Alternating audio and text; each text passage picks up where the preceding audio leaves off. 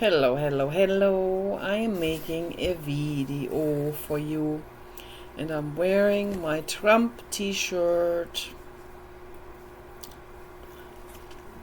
Yes, that is the original Trump t-shirt. I have about 4 of those in different colors. And I will wear them for the rest of my life. That's what I'm going to do because I love Donald Trump. And I love Elon Musk. Okay. I love these two people infinitely much. Donald Trump and Elon Musk are my favorite people in the whole world. They are good Samaritans. They are compassionate.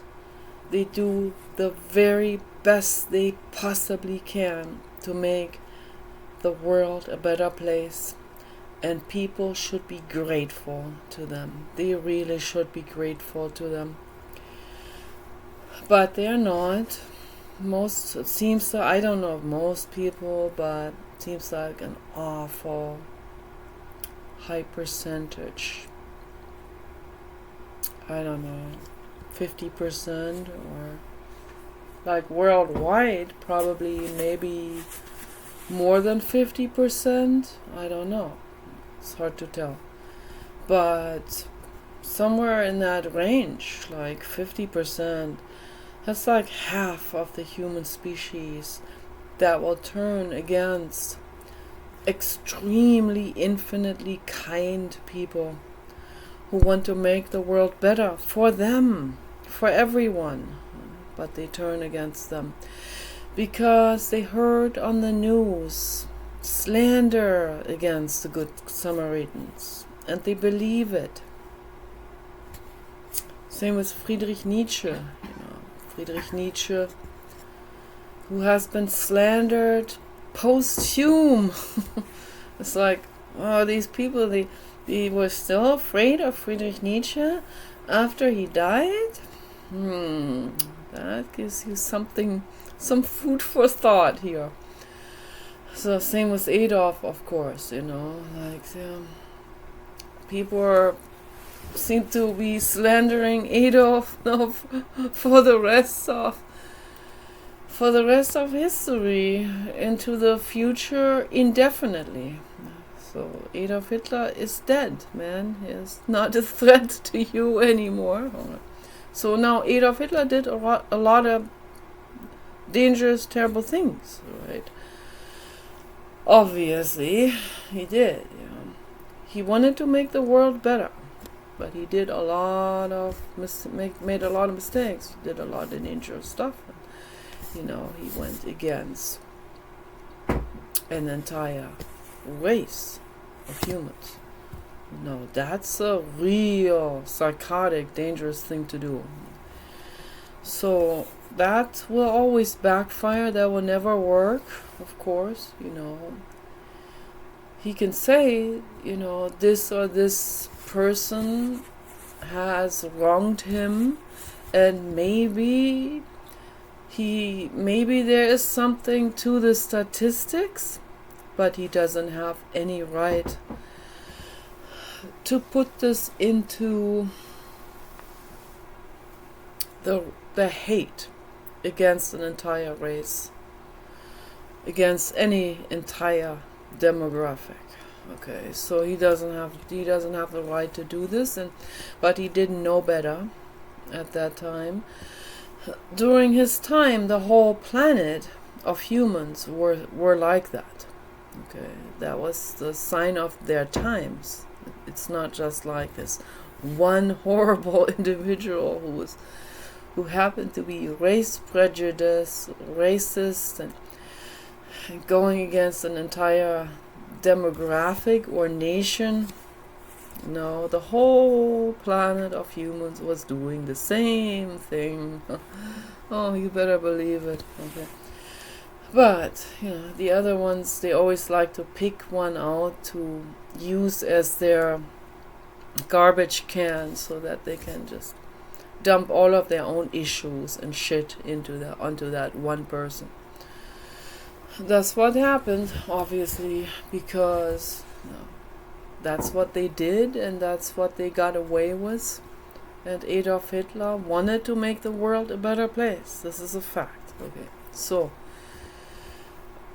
now, today, the intellectual, the educated people, the scholars like Donald Trump and Elon Musk and all the scholarly, kind-hearted good Samaritan, they know, of course, that we can't dump everything on one demographic. We can't say, oh, they are all bad, or all Martians are bad, or something. No, there are some good Martians, or good whatever, Plutonians, or Pleiadians, or whatever, So there are always good people in all countries, in all nations, among all demographics, among all ethnic groups. Okay, this is a fact.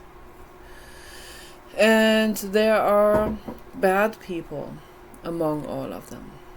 Okay, so now statistics, that's another story. Okay, statistics is there to shed a light on the numbers, the number proportions of these different demographics. And don't dismiss that, because, we need to look at the facts if we want to fix things.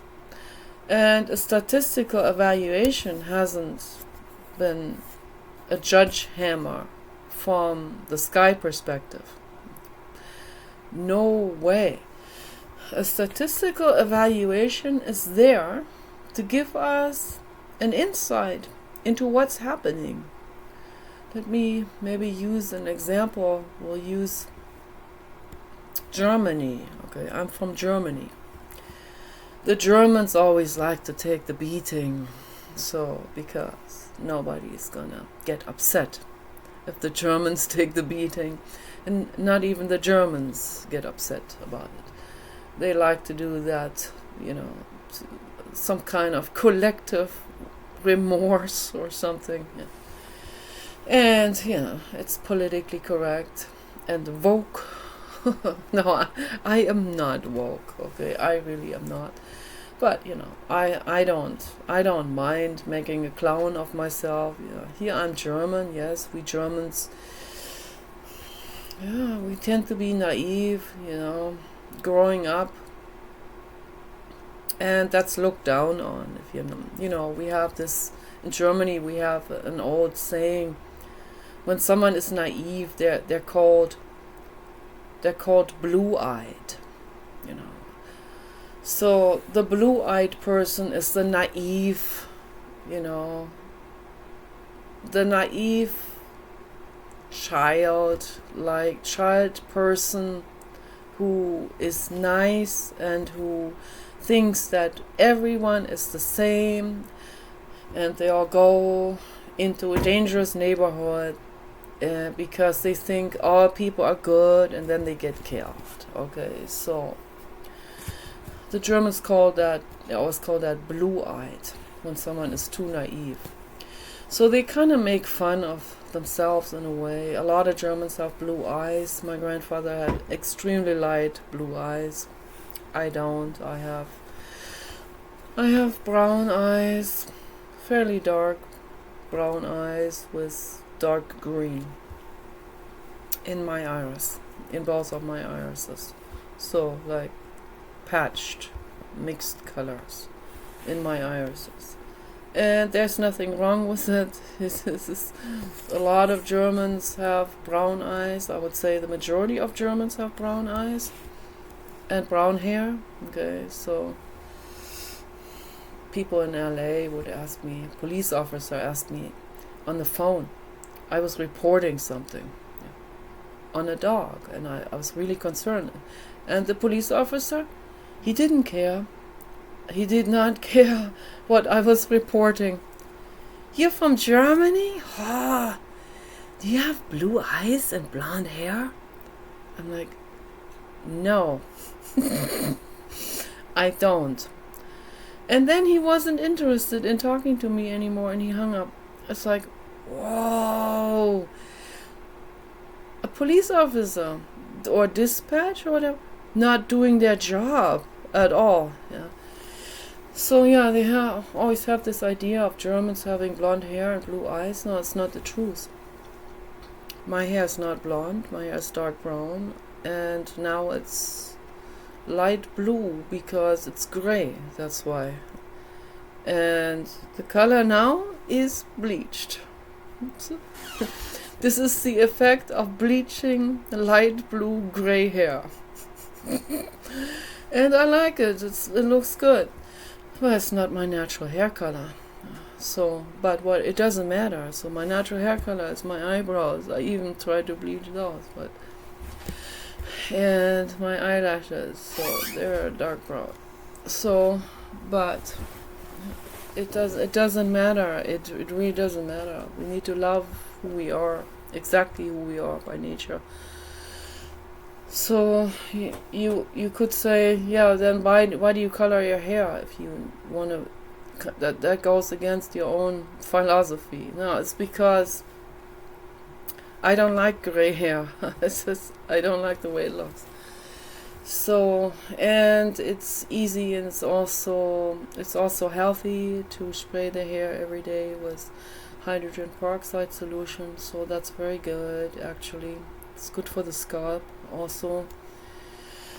And I am against bleaching hair with ammonia and like really toxic type of bleach, those kind of things, like where people dye their hair at the hairdresser or something. That's not healthy. So, but it's very good for you to spray your hair with hydrogen peroxide, cup of that in water in a large spray bottle. Every day spray it on, massage it in, comb it out with a plastic brush, and it's very healthy, and it has a good side effect is it looks better. So Paul has done that for a while. His hair turned a little bit orange, but then he quit doing that. He doesn't need to do it.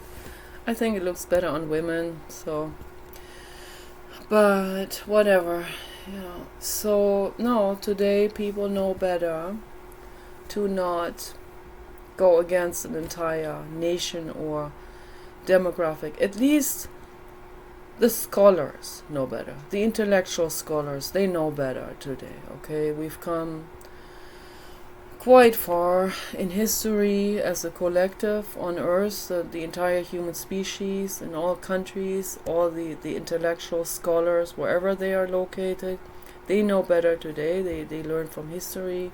They know we can't go against an entire demographic because, even if a statistical outcome is there and says, oh, but they have they have 70% of psychopaths, this or that nation. Or as Sam Vaknin said, Professor Dr. Sam Vaknin, psychologist, he said where he's from, those are nations of psychopaths. And he can say that, with all good conscience because he considers himself one of them. But I don't put him into the same category for sure.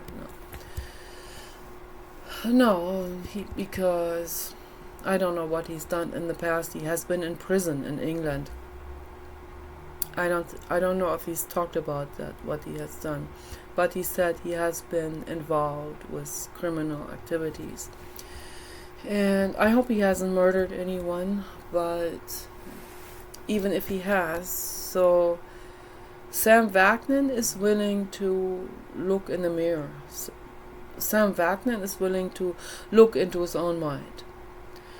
And I see that even for someone who is willing to look into their own mind, it is very, very, very challenging to do this, particularly for someone who knows that they have done wrong. Okay, so it's very, very difficult. This is very ego-crushing. And so anyone who does that, who's willing to do that, they get my respect. Sam Vaknin gets my respect because he puts himself out there, okay? He talks about his life, he talks about his brain, He talks about his psychology, what happens in relationships, and that is so important because I believe the majority of humans are either psychopaths or sociopaths or just extremely heavy narcissists. You know, these people, I put them into cluster B. So those are the cluster Bs. In my personal view, I don't put borderline into cluster B, although the medical establishment puts borderline into cluster B. I am borderline, I'm not cluster B. Trust me on this. So I know what I'm talking about. There are tons and tons and tons of borderline women, and they can even get some fits and stuff like that. Paul's dad, he used to call it, Nicola has the spells. The spells. Paul called it the spills.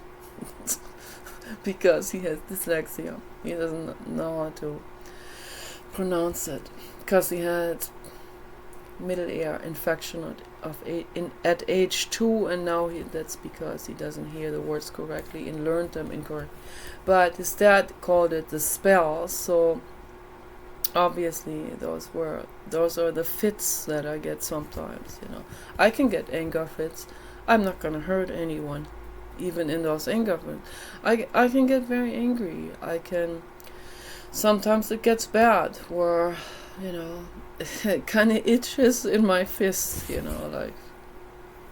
but I'm not gonna hurt anyone, not even those that deserve it. So I'm not going to do it. It's just not what I want to do with my life. Okay, I set out in this life to explore and to learn and to go into my own mind and to help other people. So when I get those fits, those angry fits, and rightly so, mental illness comes from something, it doesn't come from nothing. Nothing comes from nothing. Okay, so it comes from trauma. It also comes from an extreme sense of justice and extreme anger over injustice. So in that case, don't beat yourself up. Go into your bed, close your bedroom door, and you can pound your fists into your pillow. I always apologize to the pillow afterwards because everything has energy, but the pillow always says, that's my job. So, because I'm a panpsychist, I believe that everything has a form of consciousness. And in that sense, I believe what Thich Nhat Hanh said, it is not good to train yourself with whatever, punching bag or do anger workshops and go at it, and it becomes an act out, and then we don't really work on it. It's more like an immediate release of some sort, but as Dr. Arthur Janov, founder of Primal Therapy, has said to his clients when they were pounding against his padded walls at the Primal Center, he said, you can pound the wall for the rest of your life. If you don't feel what's underneath, you're not going to get anywhere. He knew this already. Thich Nhat Hanh says it's not good to even go there at all with the pounding and all of this.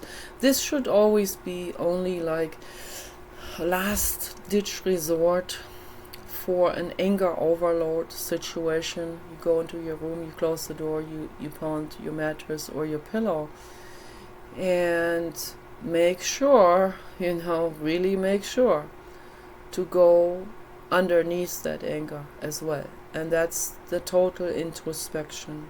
That's the inwardness process.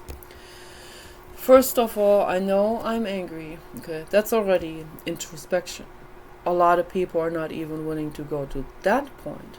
That, like my mother, for example. a lot of people most of her life. She wouldn't even be aware that she is angry. So, oh my goodness, if that happens, then anger will come out in a very inappropriate situation, because it's like a volcano, it will come out, or a psychopath will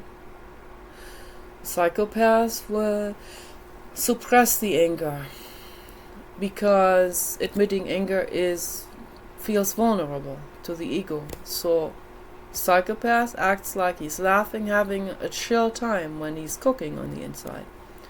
What happens next is his girlfriend looks at another man, smiles. She might smile at a man who has a clown nose on. And that's why she smiled, because, oh, that's cute.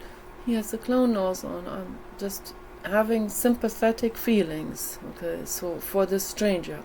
And the psychopathic boyfriend sees that, and he puts her in a car, drives her into a state park, and strangles her there and buries her under leaves. So this is happening all the time, okay? That's why I talk about all of this happening all the time, all the way around the globe, okay? In every country, in every region.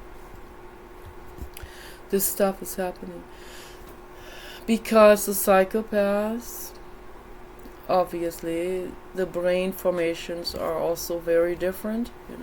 The amygdala are not developed in a psychopath. Amygdala stand for empathy and compassion. Okay. That's the main function. But it has other functions as well. The brain is very complex. It's not like, oh, here is the region for this or that. No, it's much more complex than that.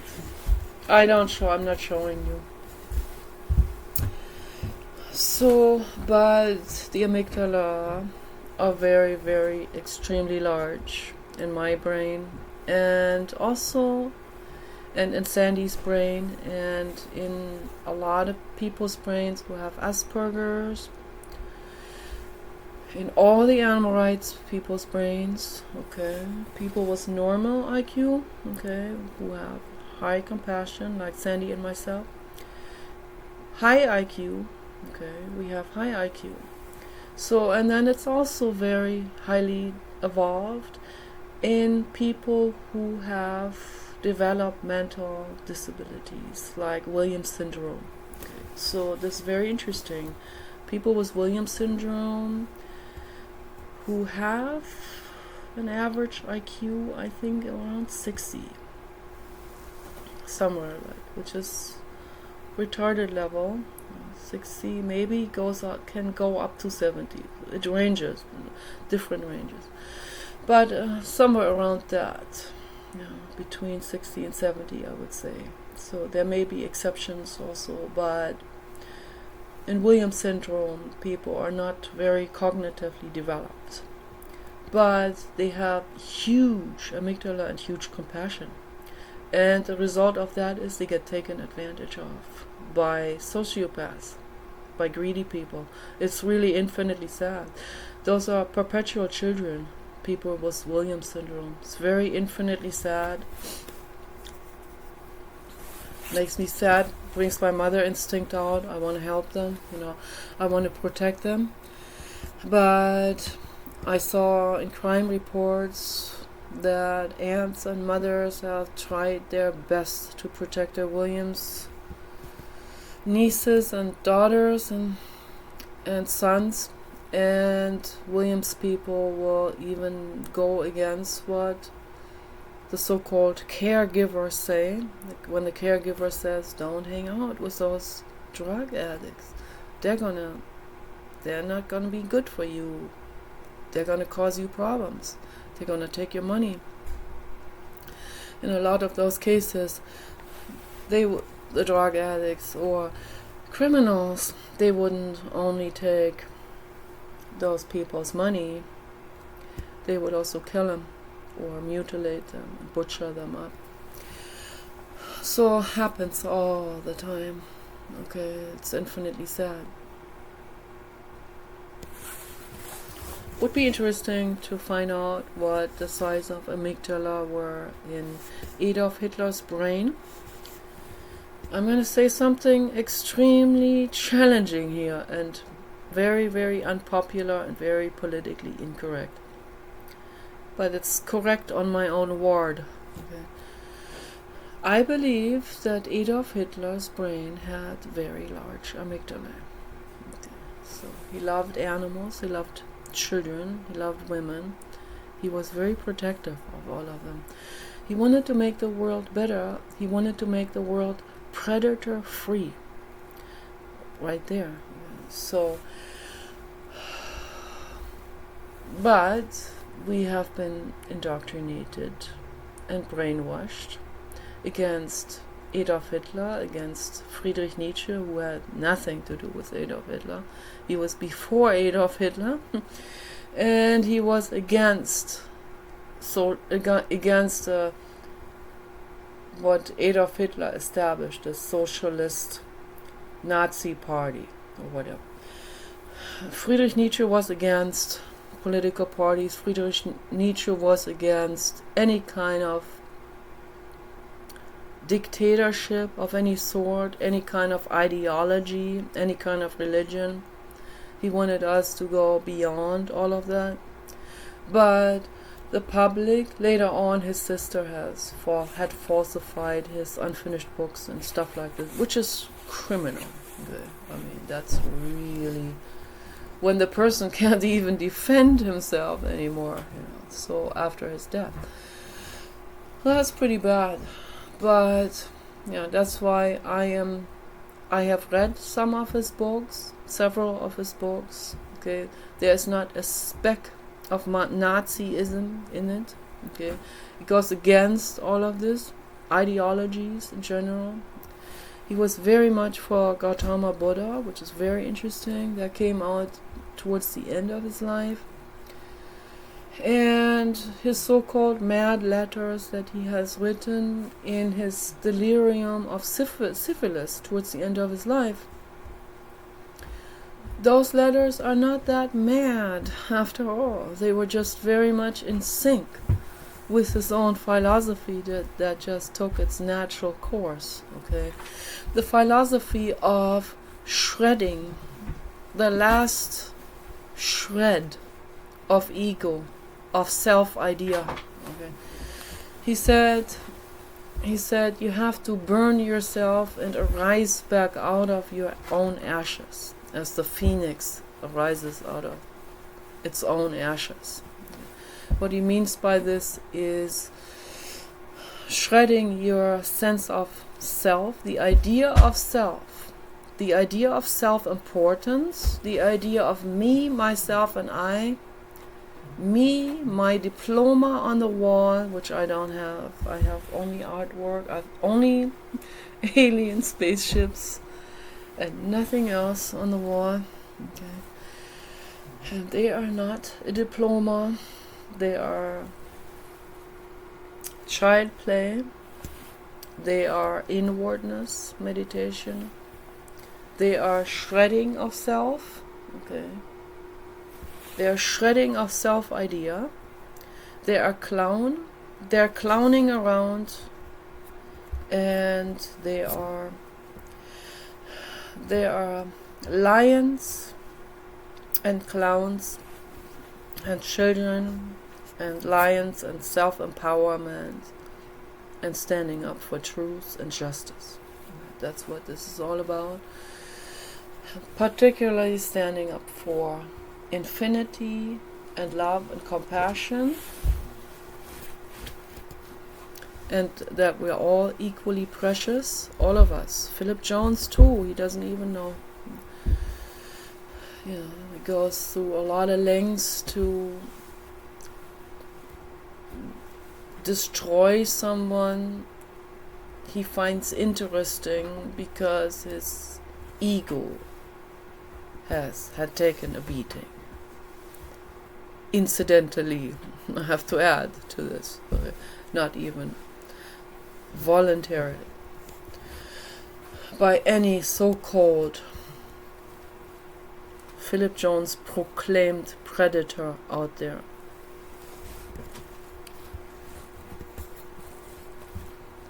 The woman he wants to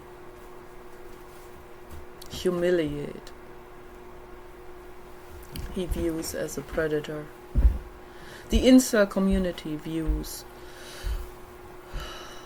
powerful women who are empowered, like I am. They view them as a predator, as predators. I'm not showing. Okay.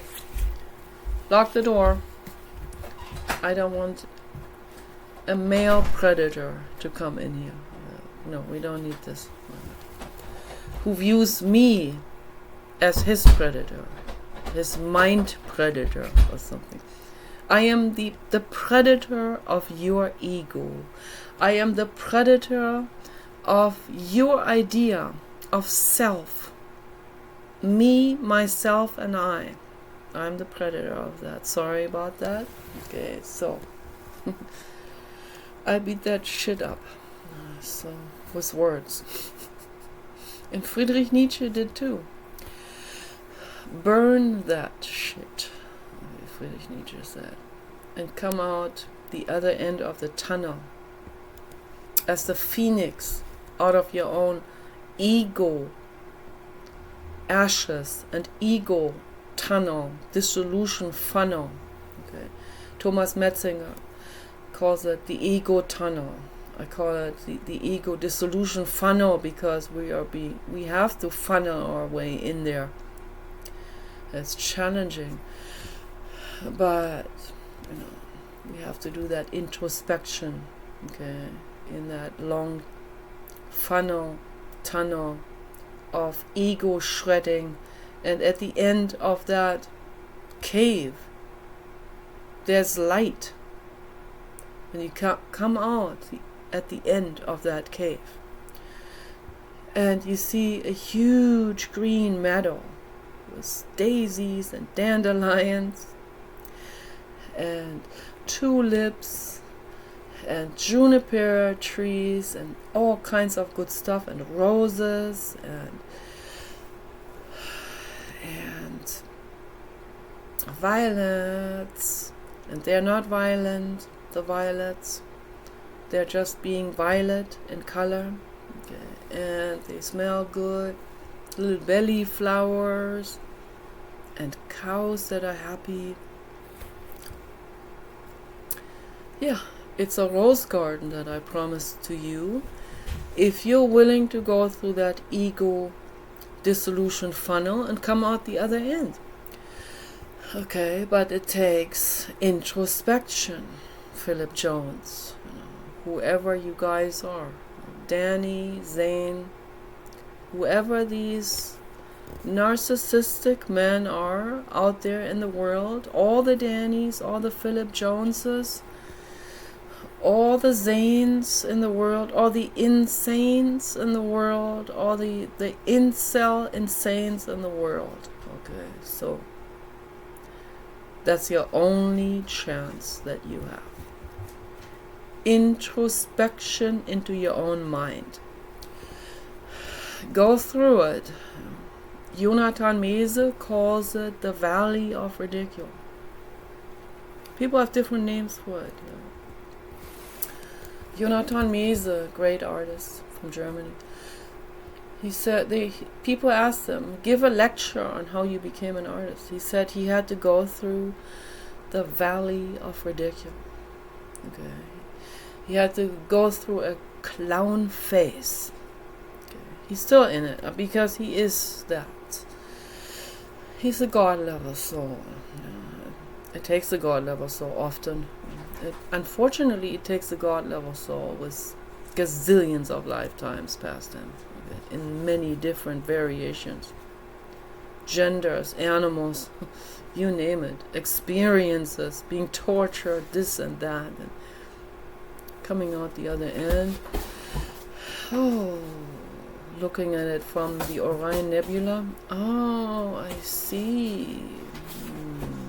Looking at it from yet another lifetime of existence in ET form or human form or animal form. I see, I get it now. Why didn't I see this earlier while I was still in that lifetime? Because, it's too difficult to, I guess. It's probably too difficult to see it from the wider perspective. But that's why it's important that people talk about the wider perspective. That's why I'm talking about this.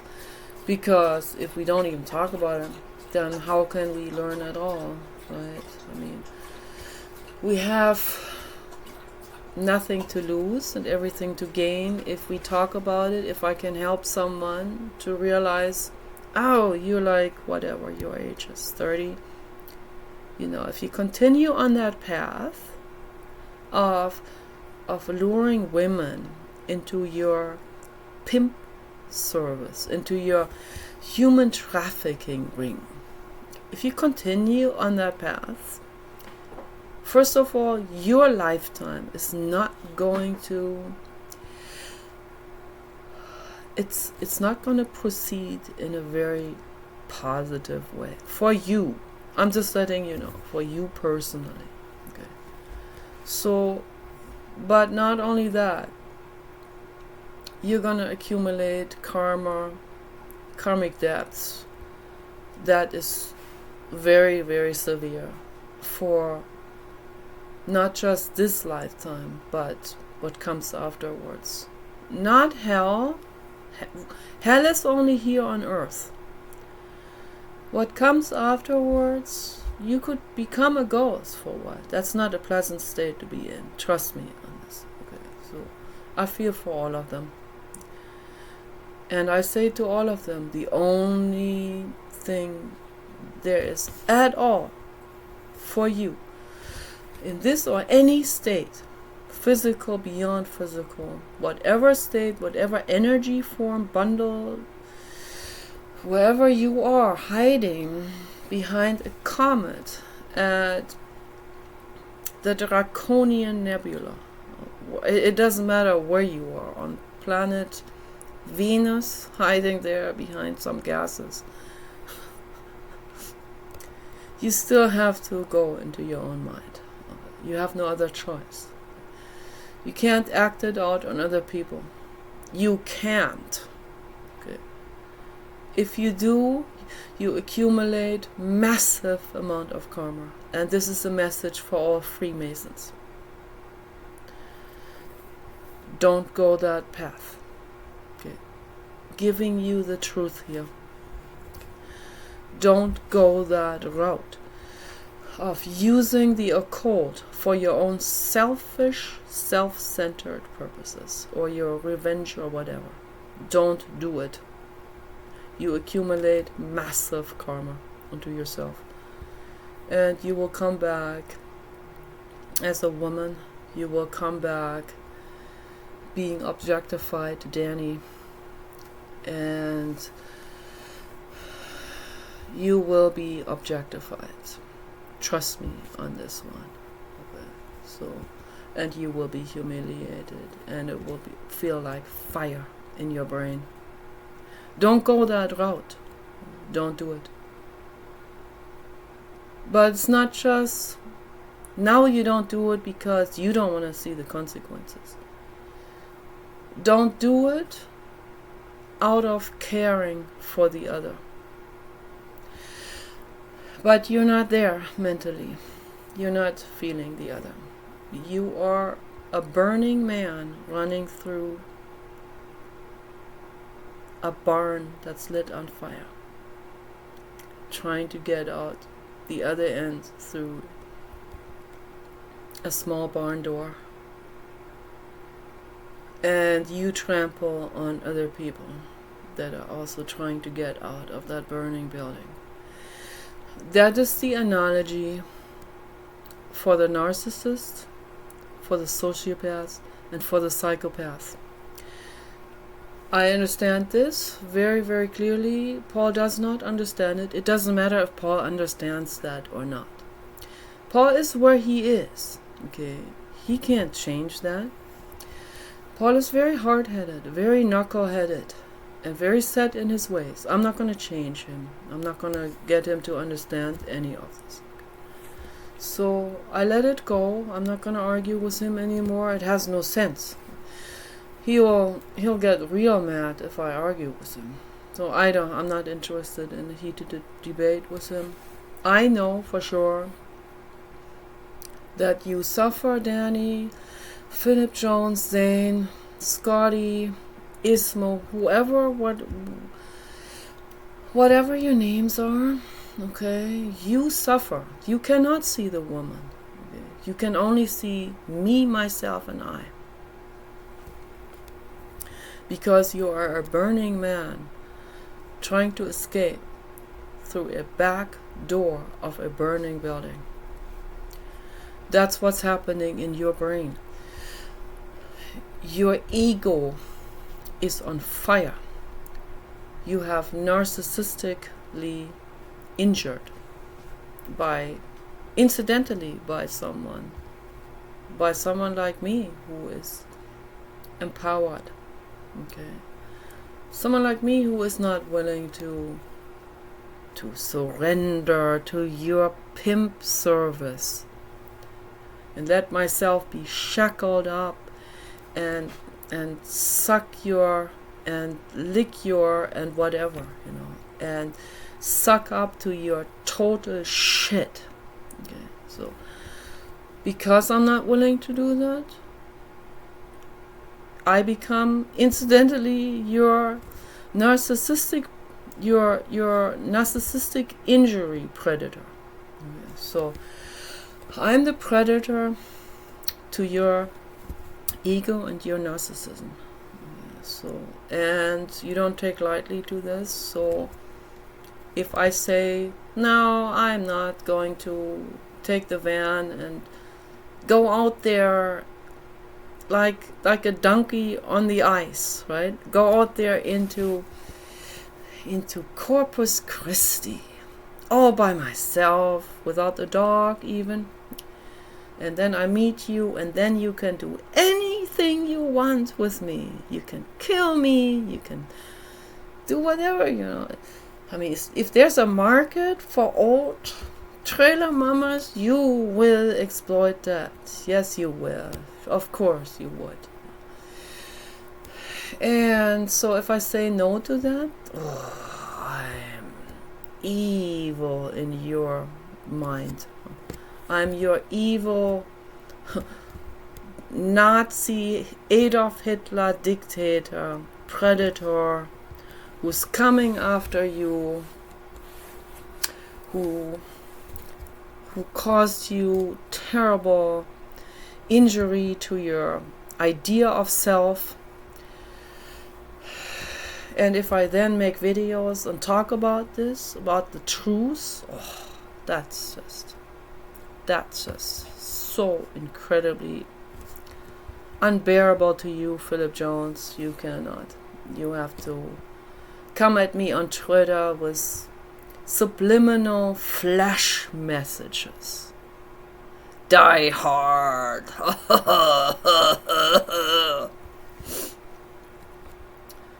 Well, I might have to report that at some point. I might have to report that to the FBI. I know you don't want that. I know the FBI is probably not going to do anything about this, but these kind of things, they can cause, not me, but they can cause younger women real horrible mental illness and even feeling suicidal. And even causing them suicide. So those subliminal attacks, okay? And then you don't stop there. You also go into the occult. I see it. It gives me nightmares. It gives me night terror. It's not fun. It's not nice. Thank you. The animal angels agree with me. 4444. So what you're doing is you are accumulating massive amount of karma. And you'll say, those are just words. No. They are not just words. Words hold energy. It's an energetic field. When I say love or write down the word love, that's an energy. If you write something nasty, it's an energy. Okay? If you write in a chat room or if you write you don't say that in public, but in private live conversations, you'll say, I want to see your pussy. That holds an energy, and that energy is, you have zero respect for me as a living being. I'm usable couch potato for you. That's all I am. I'm usable. I'm like an inflatable doll. Not more than that. It says, I'm an inflatable doll who happens to be educated. That's all I am for you. You're not even interested in the things I say. That the inflatable doll has learned. You're not interested. You're only interested in the inflatable doll, into the couch potato, in what the couch potato can give you as a service. That's all you're interested in. I don't want someone like this. I can't be with someone like that. I can't hang out with people like this. I don't tolerate people like that. From the higher perspective, I know that you are in terrible pain. Paul is going to Walmart right now. I couldn't even make this video if he was sitting there. So he would be turning up his hearing aids, and he would be listening with his Bluetooth hearing aid earphone, what I'm saying, and he would get really, really red in the face and very angry because he doesn't want to hear. You're making excuses for people. No, I'm not making excuses for anyone. Those are not excuses. Okay. If someone mutilates an animal in Utah at Skinwalker Ranch, just to use that example, that person, whether it's a human or a ghost or an ET, I don't care. There are many different conspiracy theories, and I don't know what's true, what's not. It doesn't really matter. Probably not true that those were ETs. That's a very human psychopathic characteristic. But whatever these people were that mutilated the animals at Skinwalker Ranch, or hurt an animal, or anyone who were hurting an animal, or innocent being, or woman or child, those people need to be euthanized. Okay, I'm not making excuses. On the higher perspective, however, okay, the higher perspective is not talking about euthanasia, death penalty, or excusing anyone, or this or that. It's totally beyond politics. The higher perspective is, let's look at it from the higher perspective. Let's look at it for what it is. Let's look at the entire playing field. Let's take Philip Jones. I could use one of my alien sculptures that I've made. This one here is getting closer to completion. Yeah, take one of those figures, but you see it now from the sky perspective, the whole playing field. Take an ET, they're just playing Philip Jones, or they are just playing a Skywalker Ranch entity. They are not themselves. Themselves, they are kind. Very, very kind. Kind-hearted. I only produce kind-hearted beings. Okay, so they only play Danny and Nicola in there. They really are ETs and they're kind-hearted. So I can show that. Yes, Danny and Nicola in there.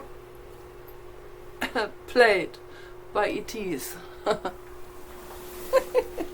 So there's no more Danny and Nicola story now. That's all done.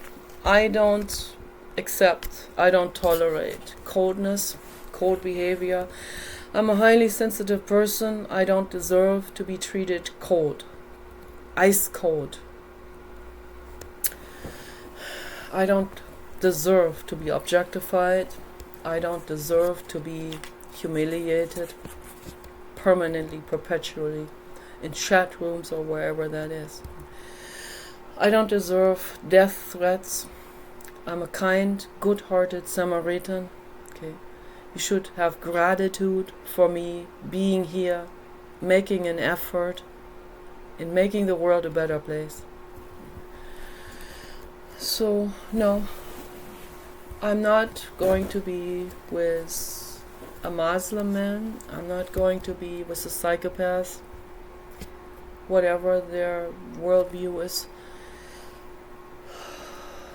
I'd rather stay alone for the rest of my life than that. Kind men are very difficult to come by. Okay. If you find a kind man, chances are very high that he is in a long-term relationship and he's not going to change that. And I'm not going to change that for him either. Because I have compassion for him and his girlfriend or wife. Okay. So, or whoever he is with, significant other. Okay. I have compassion and respect for that. So, I'm not going to lure anyone away. I'm not going to do some sneaky little allure techniques or something. No, I'm not going to do that. Just to serve myself? No. I find that really despicable. No way. And I liked the husband of a very dear friend of mine. And he liked me. Yes, he did. He gave me a long hug. And if I had not stopped the hug, I would still be standing there hugging him in the grocery store. No, I felt it, but I had to break free. Okay. Because I respect my friends. I respect my best friend. So, and that pissed him off that I broke off that hug. I could see it in his face. That bothered him that I left. It's like, bro, do you ever consider other people's feelings? You know, like your wife's, for example, or mine, or like, you want, you take. Yeah. Okay. Yeah. And that is very annoying from the armchair activist perspective. From the sky perspective, I look at this sky perspective, okay? Here is where we're all standing, okay? We are standing, you are standing there, he's standing there, she's standing there, I stand here, and each person does their thing, each person has their emotions, their feelings, their worries, their mental illness struggle, and so on. The narcissist is on fire, so he doesn't see where the other people are. The narcissist cannot even see things from the Earth's perspective. The narcissist can only see things through his tunnel vision, ego perspective. Tunnel vision, like me, myself, and I'm on fire. I need I need sex. Sex is a drug. I get rid of my emotional pain. That blah blah blah blah blah. I will put her into a role that she is gonna have to play, and if she doesn't play that role of my tunnel vision, whatever, that I have attributed to her existence, then I'm gonna be mad and my brain is on fire. So that's what's going on in the brain of a narcissist, of a psychopath, of a sociopath, of a Machiavellian. Okay. That is not exactly what's going on in the brain of a borderliner like myself.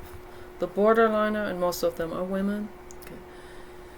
The borderliner, it gets hysterical. This is actually our chance at survival, Those women who are so-called sonnets, I've had friends like this. Some of them did not survive because they didn't get mad. They didn't stand up for themselves. So when we get mad for a reason, because we don't put up with this sneaky manipulation and the narcissistic type of role play and all of that. We don't put up with this. Even if we can't put words into it, we can't even really put our finger on it and say, this is what he's doing. We feel it intuitively, and we get mad. And the world around us like, oh, she's having her fits. She's having her spells. She's having her spills. She's spilling over with insanity. No. She's suffering. She's mentally ill. She feels wronged by something. Let's talk about it. That's all there is to it. That's all we have to do. We have to talk about it. Okay. But the borderline is not as likely to go completely insane and hurt someone. Most likely not. Okay. So. And if there's a borderliner who hurts someone else, then that's not just borderline anymore. Okay. Then that fades over into something else. Or has always been something else in the first place. So no, someone who's kind is not going to hurt someone else. Someone who's kind would never hurt even the person who is a psychopath or Machiavellian. So that's not the path that a borderliner would go. So it is the person with the brain on fire that is running through the door of a burning building, which is the Machiavellian, the narcissist, the psychopath, and the sociopath. So there are minor differences among those, okay? I'm not going to get into this now. That will take too long. It's already an hour now. Sam Wagner talks about this in depth. Listen to what he has to say. I think he puts the borderline into cluster B. I don't. But that's probably the only difference between us. So, and I'm not going by the Merck manual on this. I listen to it and see what they have to say. If something makes sense about it, I will say, okay, we can put it that way. But if something doesn't make sense, I will quickly sign out of that and go against it and rewrite my own structure of looking at the world from the sky perspective. So I see the whole playing field from above, and I can say, okay, so that makes sense. This does make sense. Here, let's rename this. Let's give this a different name.